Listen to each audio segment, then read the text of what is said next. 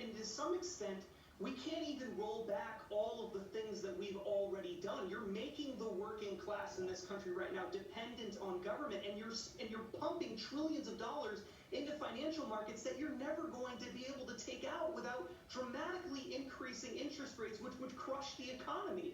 So the reality is we are already going down a road that I don't know that we can turn back from. If we keep going down that road, it's going to get significantly worse. What no one's saying is that some people are getting richer than ever from this, and hopefully we'll be doing segments on that coming up. Justin, great to see you tonight. Thanks so much. Thanks, Tucker.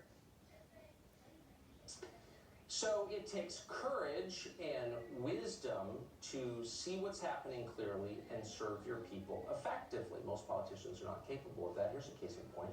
On March 23rd, Gretchen Whitmer, who's the governor of Michigan, announced it was going to be necessary to lock down her state. And she explained why she was doing it. Here's what she said. Without additional aggressive measures, soon our hospitals will be overwhelmed. And we currently don't even have enough beds, masks, gowns, and ventilators. We must work together to bend the curve. We must do more to curtail community spread so our health system has a fighting chance. Today I'm issuing a stay home, stay safe executive order. Okay, so she said, we want to be fair here, what a lot of people were saying last month, which is we need to slow the transmission of this so our healthcare system doesn't fall apart. As we just told you a moment ago, that's what the model said. Models that already factored in the lockdown. So 2 weeks later, what's happened? Well, Michigan's healthcare system has not collapsed. Even in Detroit, which as you likely know, has seen one of the worst coronavirus outbreaks anywhere in the nation. Many hospitals in Michigan, as of tonight, are now discharging more coronavirus patients than they're admitting. In fact, an emergency hospital under construction outside Detroit has slashed its bed count from 1,000 to just 250. Why? The expected number of patients failed to arrive. Now, that's all great news that you would think Governor Whitmer, who's supposed to be looking out for the interests of her own people, would be celebrating on television. She's doing just the opposite. She has moved aggressively to seize even more control of her state and the lives of the people who live there. So she bowled forward. Last week, Whitmer banned all gatherings anywhere for any reason of any size, including in people's private homes, as if she's allowed to do that. If Michigan residents own more than one home, Whitmer has banned them from traveling between them. And outside Detroit, it's very common, especially for working class people, to have a cabin up north. You're not allowed to go there. And then she kept going. Not only did Governor Whitmer close most stores in the state, she banned the few that remained open from selling items that she deemed unnecessary. Big box stores will also have to close areas of the store that are dedicated to things like carpet or flooring, furniture, garden centers, plant nurseries, or paint. If you're not buying food or medicine or other essential items, you should not be going to the store.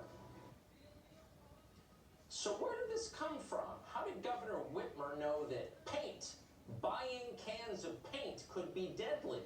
How does not buying cans of paint prevent the spread of the coronavirus?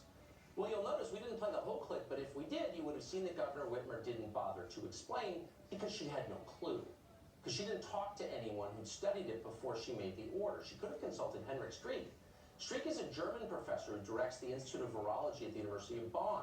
He's done a lot of research on this, and based on it, he's concluded that actually there's very little risk of spreading the coronavirus while shopping, or actually even from touching surfaces, contrary to what they told you last month. Instead, Streeck found almost all the spread of the coronavirus came from, quote, people being closer together over a longer period of time. Now, that's the kind of behavior that maybe a mask might mitigate, the ones they told you not to wear. And by the way, if that's true, then maybe you should think twice before you force people to remain indoors with one another all day, as Governor Whitmer has. Now, Sweden has a slightly larger population than the state of Michigan, and just like Michigan, it's a mix of larger cities and smaller towns. Sweden has never, unlike Governor Whitmer and so many American states, adopted the Chinese model, the authoritarian model, in order to contain coronavirus. Yet so far, Sweden has fewer cases of coronavirus and fewer deaths than the state of Michigan does. Huh. Does the governor of Michigan know this? Does she care? No. That suggests it's about science, but it's not, and you know that by now. It's It's about power. Governor Whitmer wants to be the vice president. She wants to be chosen by Joe Biden. That's pretty clear. And she's calculated that there is no penalty for petty authoritarianism. In fact, petty authoritarianism might make even mediocre politicians look strong and decisive. That's her bet. She's willing to destroy the people in her state in exchange. And incidentally, when exactly did Governor Whitmer become so deeply concerned about citizens dying and willing to do anything to prevent it? In 2018, Michigan had almost 2,800 deaths from overdose.